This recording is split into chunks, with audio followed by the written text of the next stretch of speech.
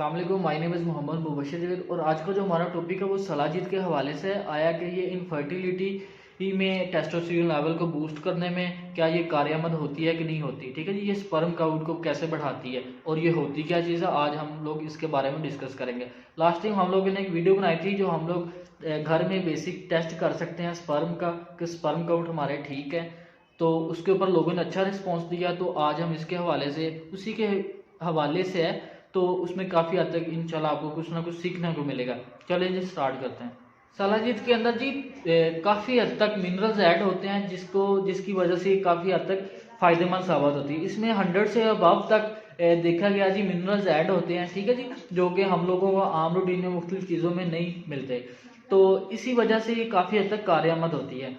अच्छा जी, अब हम इसका सेक्सुअली तौर के ऊपर जायज़ा लेते हैं कि ये कोई फ़ायदा देती है कि नहीं देती है। अच्छा, अगर हम सलाजीत का एक डोज बना के कंसल्टेंट को चेक करवाने के बाद डोज बनवाते हैं, किस डोज की ज़रूरत है हमें, तो उसके रेगुलर इस्तेमाल से हमारा अक्सर इनफर्टिलिटी के हवाले से बहुत से मसले मसाले होते हैं मर्दों में, तो ये स्पर्म काउंट को भी बढ़ा देता है। ठीक है जी, उसकी एवरेज को बढ़ा देता है।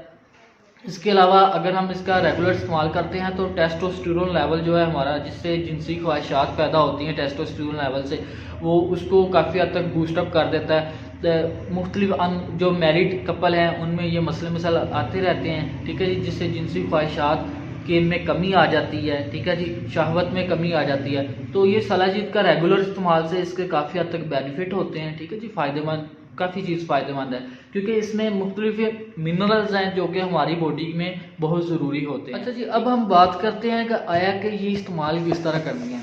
अच्छा, एक वो सलाजीत जो होती है वो मिलती है वो उसी तरह जिस तरह उधर से निकाली होती है, रिफाइन नहीं हुई होती। ठीक है जी, तो उसमें फंगस भी लगी होती है, तो इसको इसी तरह बिल्कुल इस्तेमाल नहीं करना आप लोगों ने।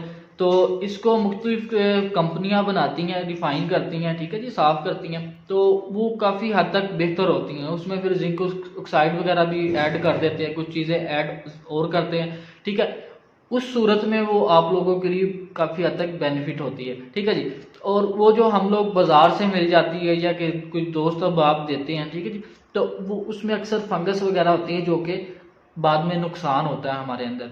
तो इसकी ज़्यादा डोज लेने से तो इसके नुकसानात भी होते हैं। ठीक है जी, क्योंकि इससे हाइपर टेंशन में पेशेंट चले जाता है, यानी कि ब्लड प्रेशर ज़्यादा होना लगता है।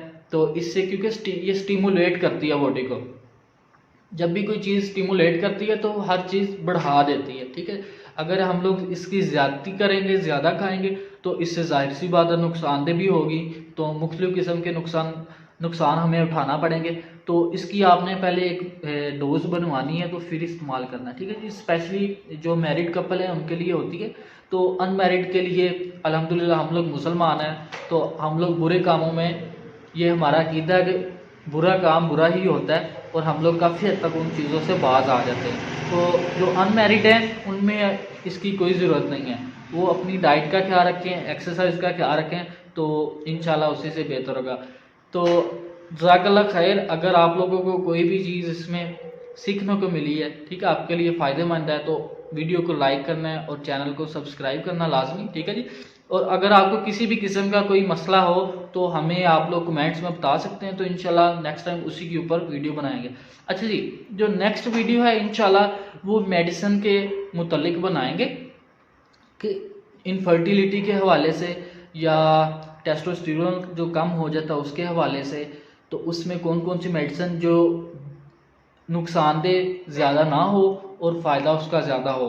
अगर हम लोग वैसे भी आम रूटीन में इस्तेमाल करें तो आया कि उसके नुकसानात ज़्यादा सामने ना आए। तो इंशाल्लाह नेक्स्ट वीडियो में हाज़िर होंगे।